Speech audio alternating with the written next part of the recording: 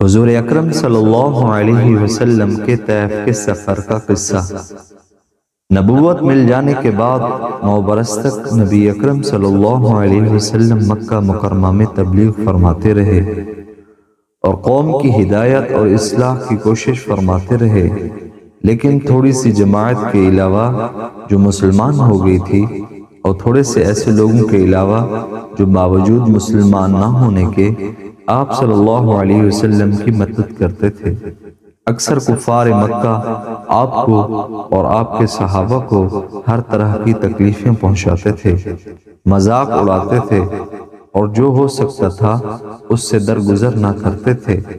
حضور اکرم صلی اللہ علیہ وسلم کے چچا ابو طالب بھی انہی نیک دل لوگوں میں سے تھے جو باوجود مسلمان نہ ہونے کے آپ صلی اللہ علیہ وسلم کی ہر قسم کی مدد فرماتے تھے۔ 10ویں سال میں جب ابو طالب کا بھی انتقال ہو گیا تو کافروں کو اور بھی ہر طرح کھلے مہار اسلام سے روکنے اور مسلمانوں کو تکلیف پہنچانے کا موقع ملا۔ حضور اکرم صلی اللہ علیہ وسلم اس خیال سے طیف تشریف لے گئے کہ وہاں قبیلہ ثقیف کی بڑی جماعت ہے، اگر وہ قبیلہ مسلمان ہو جائے تو مسلمانوں کو ان تکلیفوں سے نجات ملے اور دین کے پھیلنے کی بنیاد پڑ جائے۔ وہاں پہنچ کر قبیلہ کے 3 بڑے سرداروں سے جو بڑے درجے کے سمجھے جاتے تھے گفتگو فرمائی اور اللہ کے دین کی طرف بلایا اور اللہ کے رسول یعنی اپنی مدد کی طرف متوجہ کیا، مگر ان لوگوں نے بجائے کہ اس کی دین کی بات کو قبول کرتے یا کم سے کم عرب کی مشہور مہمان نوازی کے لحاظ سے ایک نووارد مہمان کی خاطر مدارت کرتے، صاف جواب دے دیا اور نہایت بے رخی اور بد اخلاقی سے پیش ہے۔ ان لوگوں نے یہ بھی گوارا نہ کیا کہ آپ صلی اللہ علیہ وسلم یہاں قیام فرما لیں۔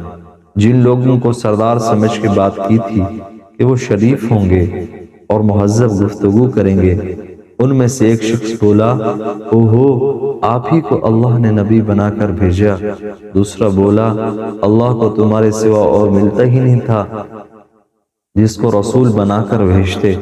تیسرے نے کہا، میں تجھ سے بات کرنا نہیں چاہتا، اس لیے کہ اگر واقعی تو نبی ہے جیسا کہ تیرا دعویٰ ہے تو تیری بات سے انکار کر دینا مصیبت سے خالی نہیں، اور اگر جھوٹا ہے تو میں ایسے شخص سے بات کرنا نہیں چاہتا۔ اس کے بعد ان لوگوں سے نا امید ہو کر حضور اکرم صلی اللہ علیہ وسلم نے اور لوگوں سے بات کرنے کا ارادہ فرمایا۔ آپ تو ہمت اور استقلال کے پہاڑ تھے، مگر کسی نے بھی قبول نہ کیا، بلکہ بجائے قبول کرنے کے حضور اکرم صلی اللہ علیہ وسلم سے کہا کہ ہمارے شہر سے فوراً نکل جاؤ اور جہاں تمہاری چاہت کی جگہ ہو وہاں چلے جاؤ۔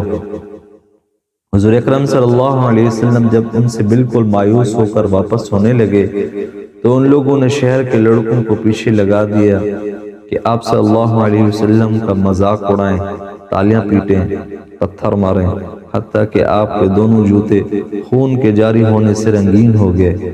آپ صلی اللہ علیہ وسلم اسی حالت میں واپس ہوئے۔ جب راستے میں ایک جگہ ان شریروں سے اطمینان ہوا تو آپ صلی اللہ علیہ وسلم نے یہ دعا مانگی، اے اللہ، میں تجھ سے شکایت کرتا ہوں اپنی کمزوری اور بے کسی کی اور لوگوں میں ذلت اور رسوائی کی۔ اے ارحم الراحمین، تو ہی ضعفاء کا رب ہے اور تو ہی میرا پروردگار ہے۔ تو مجھے کس کے حوالے کرتا ہے؟ کسی اجنبی بیگانے کے جو مجھے دیکھ کر ترشروح ہوتا ہے اور منہ چڑھاتا ہے، یا کسی دشمن کے جس کو تو نے مجھ پر قابو دے دیا۔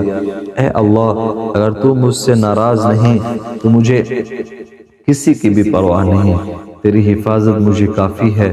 میں تیرے چہرے کے اس نور کے طفیل جس سے تمام اندھیریاں روشن ہوں گی اور جس سے دنیا اور آخرت کے سارے کام درست ہو جاتے ہیں، اس بات سے پناہ مانگتا ہوں کہ مجھ پر تیرا غصہ ہو یا تو مجھ سے ناراض ہو۔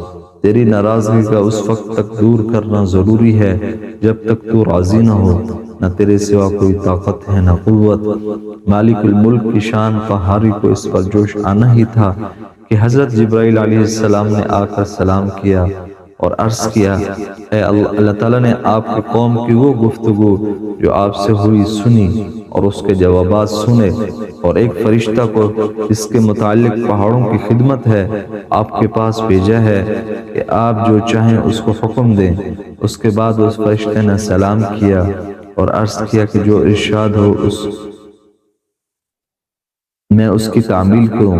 اگر ارشاد ہو تو ان دونوں جانب کے پہاڑوں کو ملا دوں جس سے سب درمیان میں کچل جائیں، یا جو سزا آپ تجویز فرمائیں۔